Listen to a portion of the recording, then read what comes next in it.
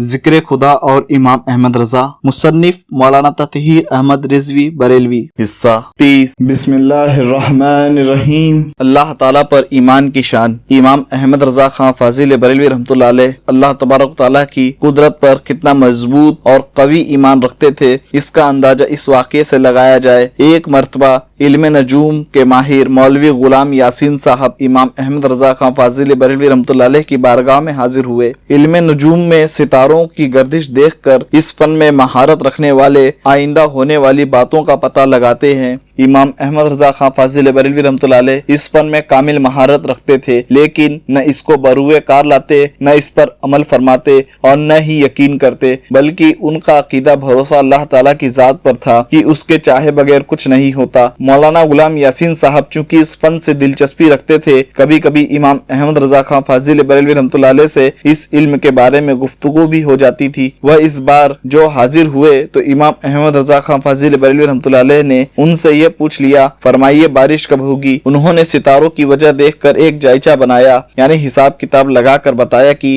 اس مہینے میں بارش نہیں، آئندہ ماہ ہوگی۔ یہ کہہ کر وہ حساب کتاب کا جائچہ امام احمد رضا خان فاضل بریلوی رحمۃ اللہ علیہ کے سامنے پیش کر دیا۔ امام احمد رضا خان فاضل بریلوی رحمۃ اللہ علیہ نے دیکھ کر فرمایا، اللہ کو سب قدرت ہے، چاہے تو بارش ہو۔ انہوں نے کہا، یہ کیسے ہو سکتا ہے؟ آپ ستاروں کی وجہ نہیں دیکھتے؟ امام احمد رضا خان فاضل بریلوی رحمۃ اللہ علیہ نے فرمایا، میں سب دیکھ رہا ہوں اور اس کے ساتھ ساتھ اس کو بھی دیکھ رہا ہوں جو ستاروں کا بھی پیدا فرمانے والا ہے، اور اس کی قدرت کو دیکھ رہا ہوں۔ پھر امام احمد رضا خان فاضل بریلوی رحمۃ اللہ علیہ نے انہیں یہ مسئلہ سمجھانے اور قدرت خداوندی کے جلوے دکھانے کے لیے سامنے لگی ہوئی دیوار گھڑی کے متعلق دریافت فرمایا کہ اس میں کتنے بجے ہیں؟ انہوں نے کہا 11:15۔ امام احمد رضا خان فاضل بریلوی رحمۃ اللہ علیہ نے فرمایا، 12 بجنے میں کتنی دیر ہے؟ انہوں نے جواب دیا، پونا گھنٹہ۔ حضرت نے فرمایا، کیا اس سے پہلے 12 بج سکتے ہیں؟ وہ بولے، نہیں۔ پورے پونا گھنٹے کے بعد امام احمد رضا خان فاضل بریلوی رحمۃ اللہ علیہ اٹھے اور سوئی کو گھما دیا، فوراً گھنٹہ بجنے لگا اور گھڑی میں 12 بج گئے۔ وہ بولے، یہ تو آپ نے سوئی کھسکا کر بجا دیے، ورنہ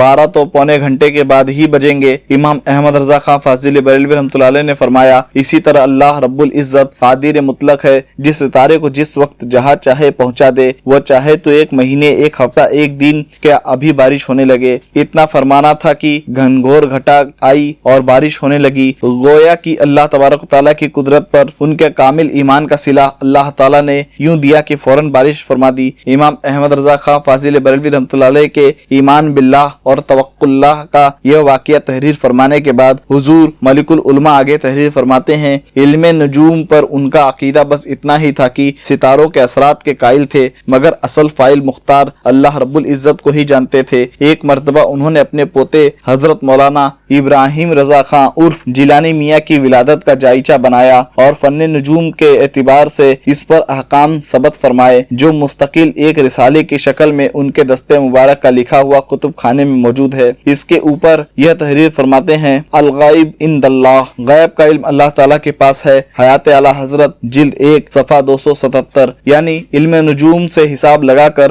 آئندہ کی باتیں انسان جان سکتا ہے، لیکن غیب کا علم حقیقی و ذاتی اللہ تعالیٰ ہی کے لیے ہے۔ انسان کے علم کے خلاف بھی ہو سکتا ہے اور اللہ تعالیٰ جو چاہے وہ کر سکتا ہے۔ اس پورے واقعہ سے یہ خوب اچھی طرح ظاہر ہو جاتا ہے کہ امام احمد رضا خان فاضل بریلوی رحمۃ اللہ علیہ وسائل و ذرائع کو بھی مانتے تھے۔ وہ جانتے تھے کہ کائنات کا نظم و نسق اللہ تعالیٰ کے اسباب و وسائل پر موقوف رکھا ہے، لیکن اس کی قدرت ان سب کے اوپر ہے۔ اسباب و وسائل بھی اسی نے بنائے ہیں، وہ ان سب کے بغیر بھی جو چاہے کر سکتا ہے۔ مثلا اللہ تبارک و تعالیٰ نے بادلوں کو بارش کا سبب، وسیلہ اور ذریعہ بنا دیا ہے، لیکن وہ چاہے تو بغیر بادل کے بھی پانی برسا سکتا ہے، بغیر باپ کے انسان و حیوان پیدا کر سکتا ہے، اور بغیر سورج کے دھوپ نکال سکتا ہے، اور بغیر چاند کے چاندنی پھیلا سکتا ہے۔ اس کی بارگاہ تک رسائی اور دعاؤں کی قبولیت کے لیے جو بزرگوں کو وسیلہ بنایا جاتا ہے، اس بارے میں بھی عقیدہ یہی ہے کہ وسیلہ اس کو پسند ہے، ورنہ وہ بغیر وسیلے کے بھی جس کو چاہے عطا فرمائے، وہ قادر مطلق ہے۔ علم نجوم یا سائنس وغیرہ کے ذریعہ سے جو آئندہ کی خبریں بتائی جاتی ہیں، مثلا